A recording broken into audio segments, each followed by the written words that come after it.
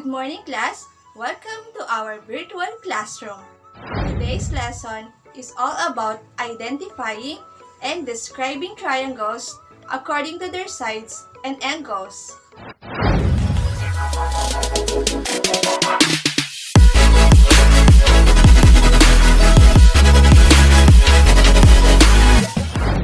Are you ready? Come on, let's start! Let's begin with the artwork made by Ivy and May.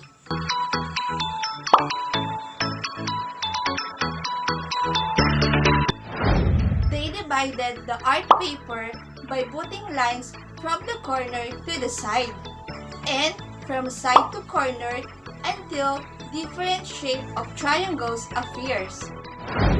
How many triangles do you see in the artwork? 9. Very good. Are the sides of the triangles are equal? Very good. Not all sides of the triangles are equal. Before we proceed with our lesson for today, let's have a short review of triangles. What is triangle? Very good. Triangles is a polygon with 3 sides, 3 vertices, and 3 angles. Now class, look around. Do you see anything shaped like a triangle? You're amazing. These are all examples of triangles. Now class, let's continue.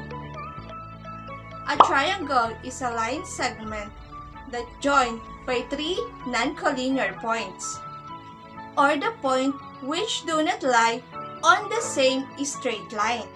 Each segment is called the side of the triangle, and the point where 2 sides meet is called a vertex.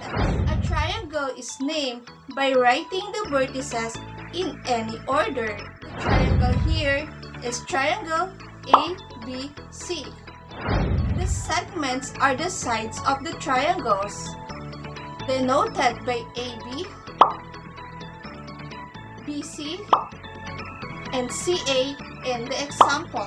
These 3 segments joined at the vertices form the angles of the triangles, denoted as angle A, angle B, and angle C. Now class, let us discuss the different characteristics of triangle one by one. First, triangles can be classified according to their angles. The first one is the right triangle. Right triangle has a right angle which measures 90 degrees. Again, right triangle has a right angle which measures 90 degrees. Triangle ABC is a right triangle. Next one, the acute triangle. Acute triangle has an acute angle which measuring less than 90 degrees. Again, acute triangle has an acute angle measuring less than 90 degrees. Triangle DCF is an acute triangle. The third one, obtuse triangle. Obtuse triangle has an angle measuring more than 90 degrees. Again, obtuse triangle has an angle measuring more than 90 degrees. Triangle GHI is an obtuse triangle. And that is the 3 classification of triangles according to their angles. Now class, let's proceed to the classification of triangles according to their sides. The first one is equilateral triangle has 3 equal sides, or all sides are equal. Again, equilateral has 3 equal sides, or all sides are equal.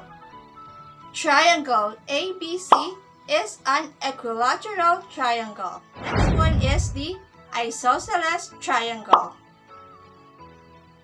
An isosceles triangle has 2 equal sides. Again, isosceles triangle has 2 equal sides. a triangle in which at least two sides have equal measure. Triangle DEF is an isosceles triangle. 1. The Scalene triangle. Scalene triangle has no equal sides. All three sides are different in measure. Again, Scalene triangle has no equal sides. All three sides have different measure. Triangle GHI is an Scalene triangle. Remember class, triangles can be classified according to their angles. These are the right triangles which measure 90 degrees. The second one is the acute triangles which measure less than 90 degrees. And the third one is the obtuse triangle which measure more than 90 degrees. And triangles may also be classified according to their sides. These are the equilateral triangle where all three sides are equal. The second one is the isosceles triangle where only two sides are equal. And the last one is the Scalene triangle where no sides are equal or all sides have different measures. Now class, you already know what is the different characteristic of triangles. Alright class, you already know how to identify and describe triangles according to their sides and angles. You also know the importance of knowing the characteristic of triangle. Now, let us try what have you learned. Please answer this.